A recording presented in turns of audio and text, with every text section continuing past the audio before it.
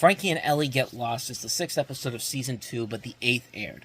First broadcast on May 7th, 1995, with a script written by Richard Doctorow, from a story by Judd Apatow and directed by David Cutler. A name that you, once again, may not be too familiar with by namesake, but you have definitely seen his work before.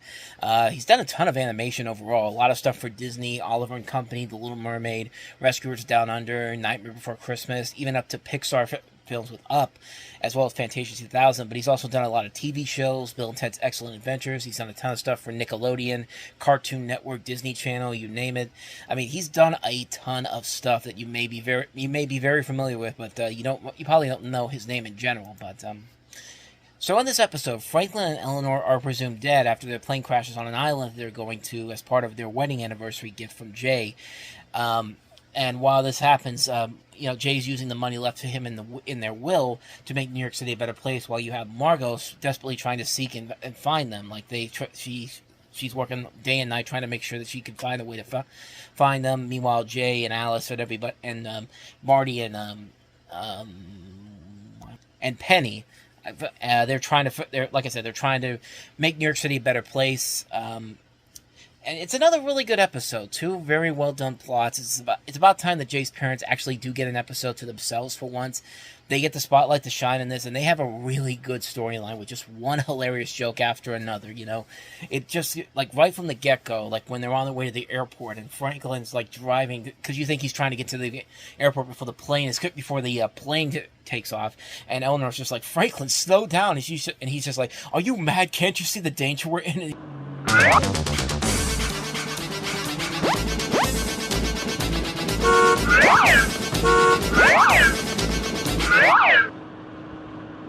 He's playing and he thinks he's playing like a Donkey Kong game, and you see the Donkey Kong you see the old school Donkey Kong effects there. It's actually really funny stuff.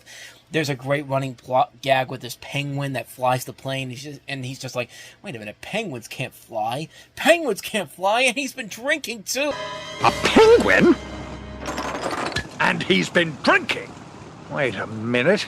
Penguins can't fly? Penguins can't fly? It's one of those ones that just has so many good jokes, one after another. And I like the subplot with Jay using the money to help New York City out. It's equally just as funny. My favorite part of this is when they go to this head of a tobacco company, because they realize that Jay's parents pretty much own a ton of different different really disgusting companies in general, like an advertising company, I think a marketing company, and then the tobacco company. And there's this whole speech where the head of the tobacco company is just like, children need to smoke because they need something to do after sex. And Jason's like, you're a horrible, horrible person. And the guy's just like, hey, if it's a crime to have children smoke and have sex, then lock me up. And then literally the next scene is him getting arrested. Just like, I need a hug.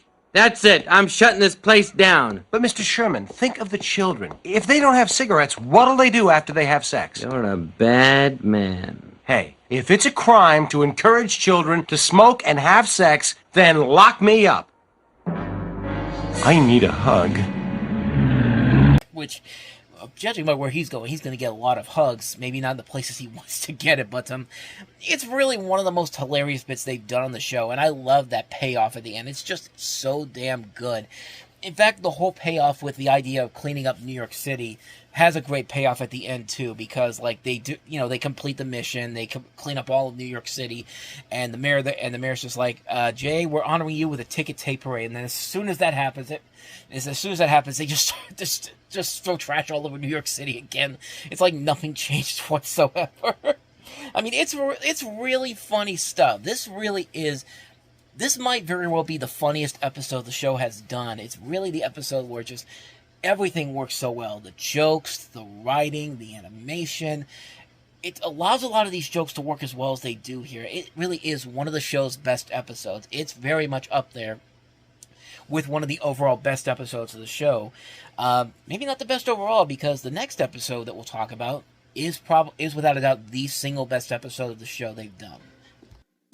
Excuse me, the show's over. Get away, Pipsqueak. That's why I love her.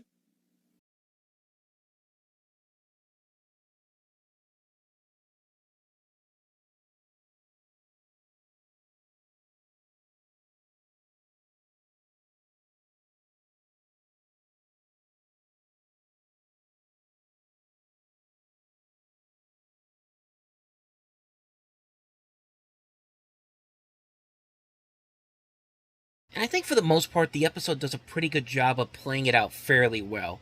I think they do a pretty good job of satirizing Saturday Night Live in the first 5 minutes. Although, let's be honest, some of the stuff that they're doing out here probably is a lot funnier than what they've been doing on SNL the last couple of seasons. Just saying. But there are still a ton of funny moments all throughout the episode. Franklin actually has a Popeye the Sailor Man, a throwback gag in this. It's actually really damn funny. It's probably one of the more underrated jokes from the show, even having a nice little payoff at the end.